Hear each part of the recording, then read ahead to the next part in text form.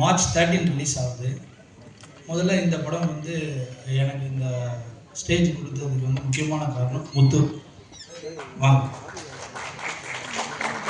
எல்லாரும் சொன்ன மாதிரி வந்து இது தேட்டரிக்கெல்லாம் எந்த அளவுக்கு ஒர்க் அவுட் ஆகும் அப்படின்றது வந்து ரொம்ப ஒரு ரிஸ்கான ஒரு ஃபேக்ட் தான். ஏன்னா வந்து முத்து சார் வந்து முதல்ல எனக்கு இந்த ப்ராஜெக்ட் வந்து காட்டும் போது நானும் அவர் மட்டும்தான் பார்த்தோம்.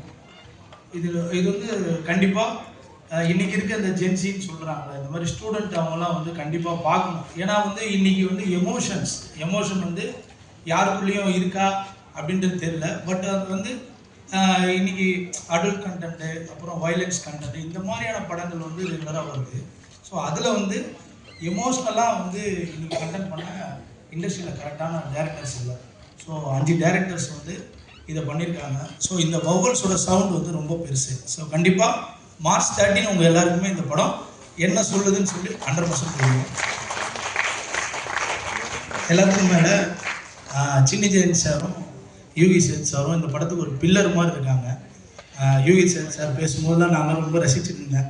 ஏன்னா சாரோடைய படங்கள், சின்னி ஜெயந்த் சார் படங்கள்லாம் பார்த்தா நாங்கள்லாம் வந்திருக்கோம்.